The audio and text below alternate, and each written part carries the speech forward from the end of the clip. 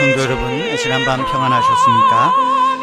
오늘은 예레미야 9장 1절에서 22절 말씀인데요, 1절 말씀만 제가 읽어드리겠습니다. 어찌하여 내 머리는 물이 되고 내 눈은 눈물 근원이 될꼬, 죽임을 당한 딸 내 백성을 위하여 주야로 울리로다. 예레미야는 눈물의 선지자라는 별명이 있습니다.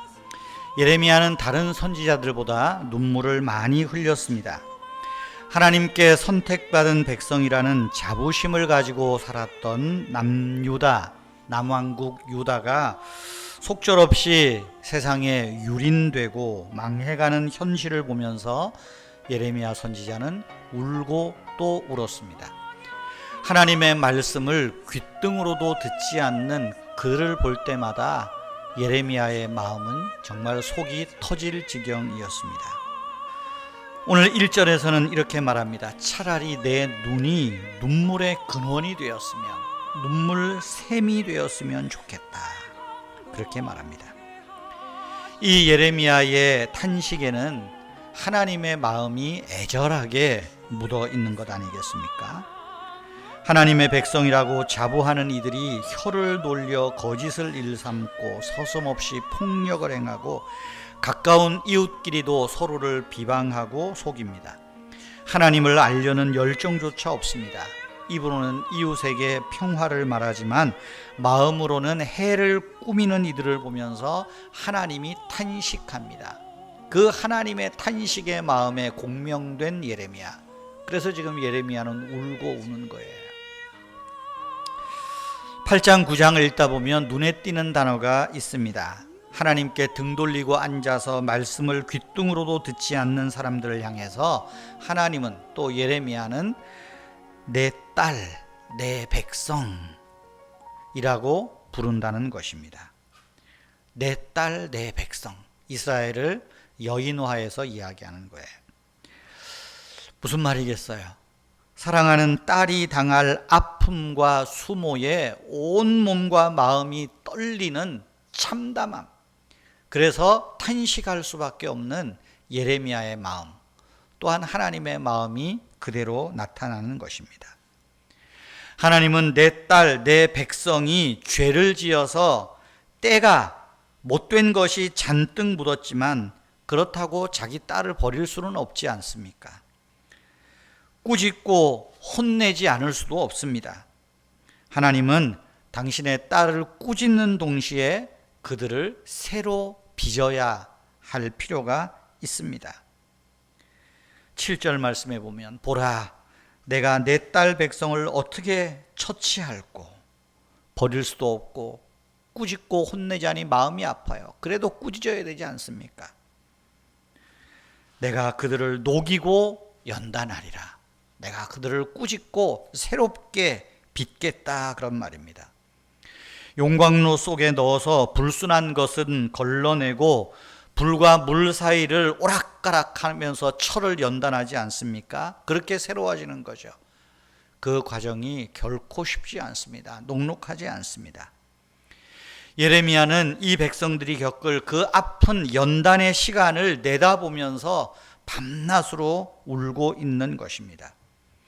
백성들은 자신들의 마음을 그토록 아프게 하는데 예레미야 선지자가 전하는 하나님의 말씀에 귀를 막고 등을 돌리고 앉아있다.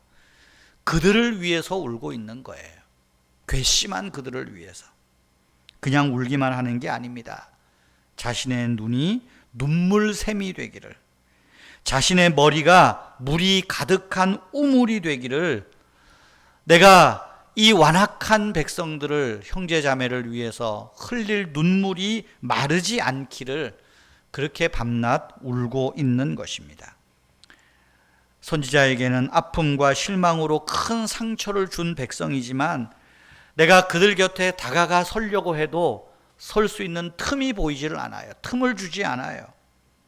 그러니 예레미야 선지자는 내가 이 완악한 백성들과 같은 자리에 설 수 있는 것은 눈물밖에는 없다고 생각해서 눈물로 그들에게 호소하고 있는 것입니다.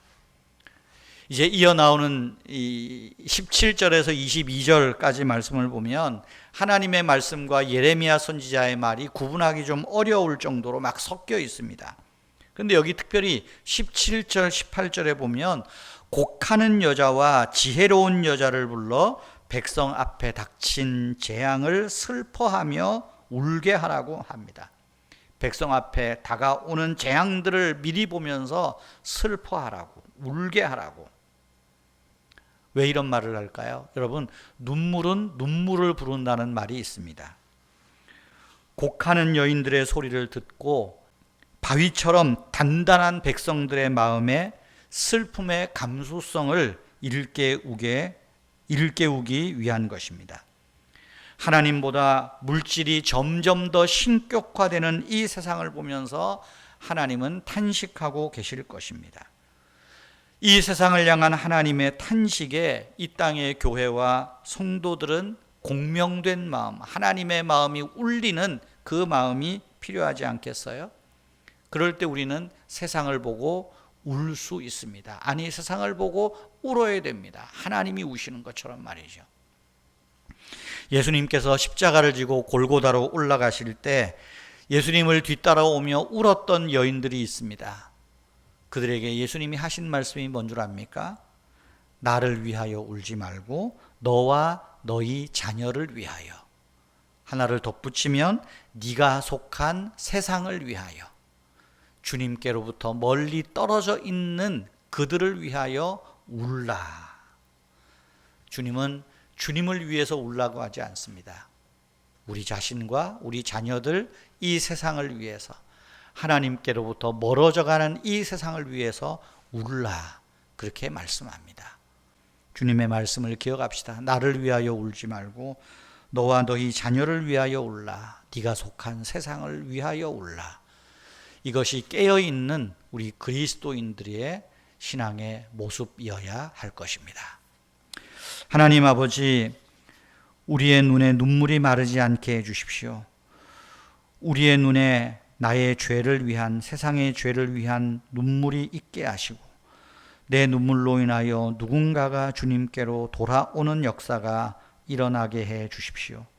하나님, 우리 한국교회가, 또 한국교회 성도님들이 정말로 눈물이 메마르지 않도록, 그래서 하나님의 그 탄식이 우리의 마음에 그대로 울려지고, 그래서 이 세상을 향하여 곡하며 울 수 있는 그런 영적 깨우침이 있게 하여 주시옵소서. 아버지 하나님, 교회를 축복하시고 교회에 하나님의 말씀이 온전히 잘 선포되게 하시고 정말로 하나님 그분이 우리 삶의 목적이 되게 하여 주시옵소서. 주 예수님의 이름으로 기도하옵나이다. 아멘. 우리 자유로이 여러분과 여러분 자녀들 위해서 기도하시기를 바랍니다.